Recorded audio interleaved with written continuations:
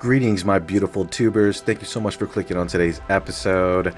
After the recent update that Arrowhead has blessed us with, we have so many support weapons to choose from, but some are actually a lot better than others, and other support weapons are a little mid to don't even use it, in my opinion.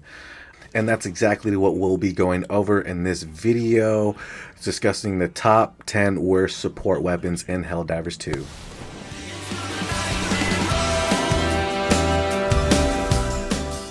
So after this update that Arrowhead has given us, there are a lot of support weapons that help with crowd control and taking out chargers, or specifically just eliminating chargers themselves.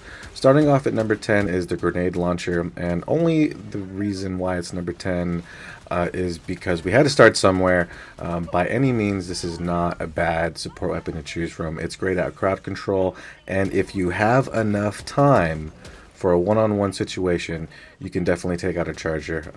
This is a full-grown health charger that I have come by, and I always have my guard dog rover so I could specifically concentrate on the heavier threats when they do come around. After the update, there are less chargers and more armored warriors and brood commanders, but with this grenade launcher, that does take care of that problem, and as well with the damaged chargers, you could eliminate them as well. Still the worst, but not the worst. Going into number 9 is the autocannon. The autocannon is a weapon that does have a long time to kill, and you also have to get down on one knee to reload, making it not viable in my opinion in certain situations, and that's why it's going into the number 9 category. I was thinking about putting it a little bit lower, but it's good at crowd control. It is good for taking out armored warriors and brood commanders and such as. But when you come across the heavier armored warriors like these chargers, it is a no-go, and you happen to get eliminated very easily. Going into number 8 is going to be the railgun. Sadly, the railgun was one of my favorite support weapons when the game started, but after all of the mishmash pish-posh that the Arrowhead Studios has been given this weapon, it is what it is now, and it's viable, I guess. Not good at crowd control by any means. You have to be very, very intuitive with this weapon. And that's why it's at number 8, because if you're not looking at your charge, or giving it enough charge, it's not going to have enough power to take out Behemoth or any other charger for that matter. So that's why the railgun is going in at number 8, but still, you know, whatever. Going in at number 7 is going to have to be the anti-material rifle, and because of the long time to kill, it is a little brutal in my opinion, and in Helldives and above, you get worked and overrun very, very easily. So it's my opinion that's why this is in number 7. It takes about 7 mags to go even put damage on a Behemoth, let alone chargers. So very, very, very hard to use, but I guess if you do get used to it, it is good for long shots and, you know, keeping the enemies at bay from a distance. Other than that, you will struggle when it comes to taking down chargers. Coming in at number 6 is going to be the heavy machine gun. Unfortunately, I thought I saw some clips of the heavy machine gun just ripping apart the behemoths to shreds and other chargent variants, but after using this gun, I was sadly underwhelmed, for that matter. These chargers just eat bullets, dude. This is the largest caliber of the heavy machine gun, and they just tank. I wish the time to kill was a little bit sooner.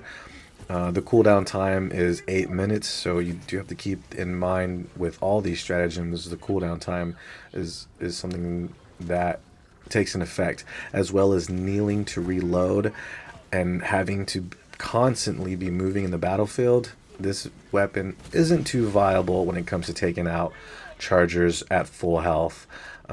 It's a little bit rough. Coming in at number 5 is going to be the smaller, or the, I guess, the middle child, the MG43 machine gun, and it's pretty much the same song and dance when it comes to these next three weapons that we're talking about. Specifically these two, because you have to get down on one knee to reload.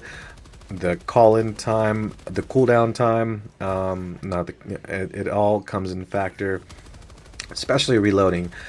Yes, it does have a big mag size, but when the bullets are ricocheting off the enemy's armor, it's not going to do you any good, and you will be in a world of shit. So, it's not but great at crowd control. That's one thing. Okay, so and then the other thing that's good at crowd control is the stalwart. Excuse me. Yes. Yes, this gun is great at crowd control, but when it comes to taking out heavier armor enemies, don't even waste your time. Call in a support, a stratagem, and just take them out. Honestly, when I try to make these videos with other people, they take out the chargers and behemoths way more faster than I could even take out one with 3 magazines. Excuse me.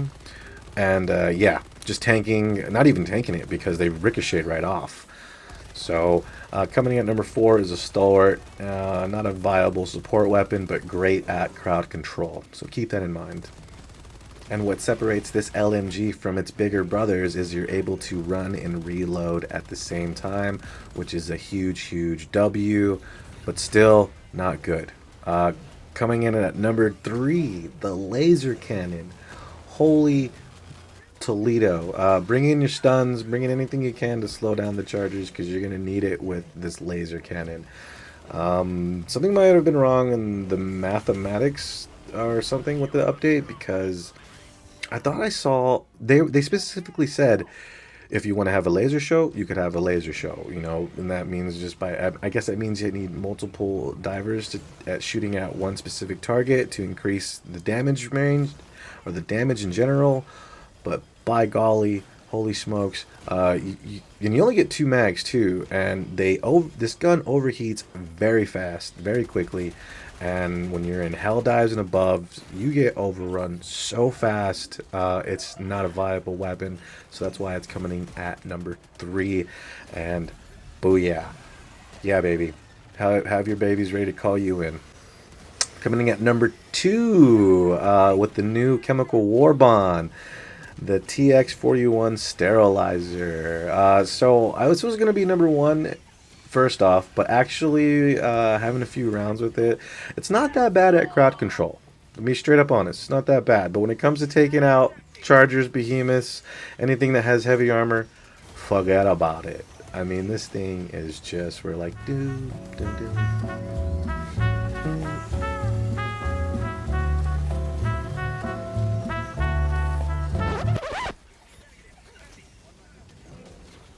And yeah, you get what I'm saying. And if you don't get overrun by this point, you're lucky, and you have a great team watching your back. Because that's actually what I told these guys. I was like, hey, I'm using this gun, please cover me. And the divers did an amazing job helping me make this video. They were watching my bullocks the entire time when I was trying to take out these chargers with this sterilizer, because it wasn't happening. And if it wouldn't have been for them taking out most of the hordes that come, it wouldn't have happened. So keep that in mind. Your team comes into factor when you do want to use these weapons, and I think that's one thing that the devs were thinking about when creating this Chemical War Band, is they're like, we want to bring the community more closer together, and more weapons that involve a team to use it as such. So if you have a diver with the sterilizer, it's a good. All my video, I'm not trying to put all these weapons down. First of all, I love the dev and the community. That this video was hard to make, but we have to do it. I'm sorry. So yeah, this has to come in at number 2 as a sterilizer, specifically because you just can't kill a charger with them. Coming in at number 1. All right, we're here. Oh man, talk about not having fun playing this game. And I hate saying it, it kills me inside. But using the arc thrower, it was not a good time, dude. I was so stressed out, especially with the only three of us in a hell dive. Maybe this was a hell dive or just a no, yeah, definitely a hell dive. I thought that was a super hell dive. No, and it was just unbearable. This arc thrower doesn't do any damage. I don't know what's going on. I don't know if I don't have all my supports, all my upgrades in this strip, all my modules upgraded. I don't know. It just wasn't it for me, and I was. You see, people back it out because they're all pissed off at me using this gun.